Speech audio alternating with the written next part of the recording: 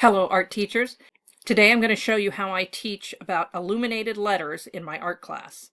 My lesson is aimed at upper grade elementary, say 4th and 5th grade, but you can easily scale up the challenge for middle school and high school based on the same ideas. So the first thing we talk about is a little history. For thousands of years, before we had machines that could print books, books had to be written out by hand, one letter at a time. In the Middle Ages in Europe, very few people could read and write. Mostly that meant only very upper class rich people or people who had devoted their lives to the church, like monks and nuns.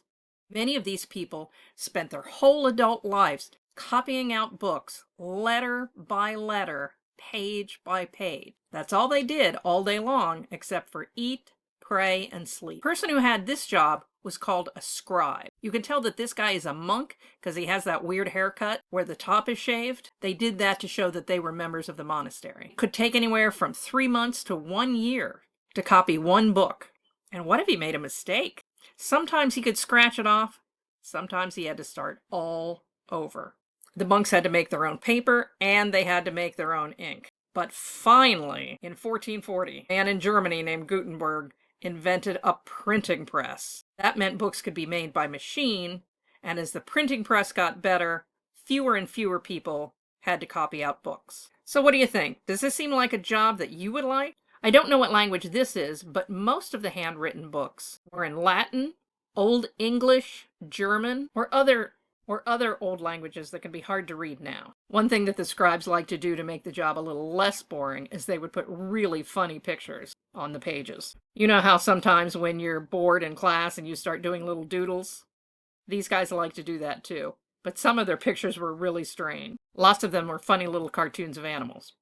But that's not what we're working on today. This is another lesson altogether. What we're going to talk about is the letters. This handwriting could be really hard to read.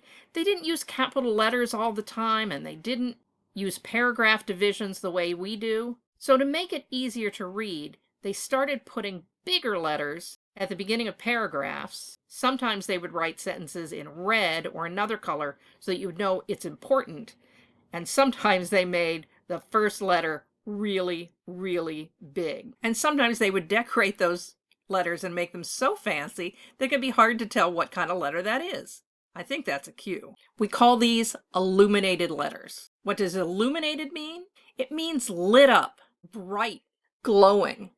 The scribes made these letters really fancy and often used gold so that their letters would shine in candlelight. Here are 2 examples of some beautiful golden letters. The fancier the letters, the more important and more expensive the book was. Not many people owned books, so a beautiful book like this would be a real treasure. Of course, you can see that great big S that goes all over the page, but you can also see a little capital letter that's decorated down here. Some scribes just made the capital letters big and fancy with a few colors. But a lot of them made pictures out of their letters. What do you think? Is this a V or an M? I think these are self-portraits of the monks who were the scribes for these books, or at least their friends. You can tell they're monks by the clothes they're wearing and also that shaved head, which is called a tonsure. Some of these letters told stories. Now, the first question is, what letter do you think this is? I think it's a G. The second question is, what is going on here? You've got one person holding a head and they're standing on, I don't know, some kind of a monster. And what has that other person got in their mouth? This one is a J and there's a fairy or an elf girl and she's got a warthog on her lap. Sometimes these pictures had to do with the story in the book, but a lot of times they were just out of the imagination of the artist. Dragons were very popular in illuminated letters. I'm not sure what those are supposed to be. And I think that letter's an A. This is definitely a B, and I love those fish. Your teachers will always tell you to make your letters very clearly and always make them the same so that everybody can read your writing easily. And that's important when you're writing in your regular class. But when you're in art class, you can make your letters out of snakes, eating snakes, or make your letters so big that you can draw a picture inside your letter. Even after the printing press was invented and people were not writing out books by hand anymore, artists still loved to decorate letters. So the job of scribe went away, but the job of the artist never went away. Now it's your turn. All you need is a piece of paper, a pencil, and an idea. I like to start with a simple outline of a letter. I'm going to use H because my name starts with an H. You can use pencils, markers. If you've got gold markers, even the better. Sometimes I use watercolor paints. Any supplies you have will do. At least you don't have to make your own paper or make your own ink. Here are some of my students working on their illuminated letters. And here are some of the letters that they made. Here's some fun A's. We got some snakes and cats and pants, a bee, bird, flowers, a baseball bee, and this is one of my favorites. It was small, so I had to blow it up, so it's a little fuzzy. But this is a fishing rod and 3 fish. A lot of students get ideas from my drawings, but this kid came up with that all by himself. You can just do fancy swirls or flowers or add pictures.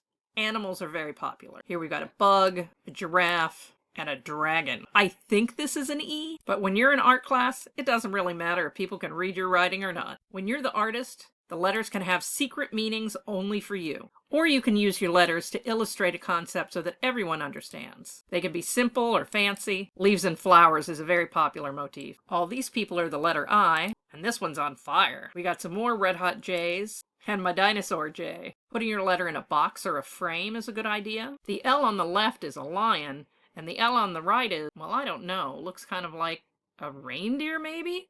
But I don't know what all those little blue things are. Illuminated letters are a great opportunity to make fantasy animals. This is one kind of art where weird is encouraged. We got some M's, and I think this might be a cat with really long hair. And a lot of you will recognize this guy. O's, a Pokemon P, and a little outdoor scene in the Q. Dragons, snakes, flowers, very popular in medieval times. Or you can do something modern and contemporary, like a scene from your own life, or just use patterns and colors. Some of my students do their whole name, some of my students do their initials, and some students do I don't know what.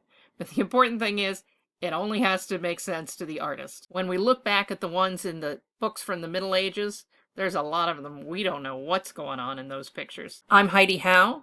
I do a lettering project at every grade level, K through 5, because I think writing is a beautiful art. And there's so many ways to adapt these lessons to different age groups and to older age groups. So even if you're middle school or high school, check them out and maybe you'll get some inspiration.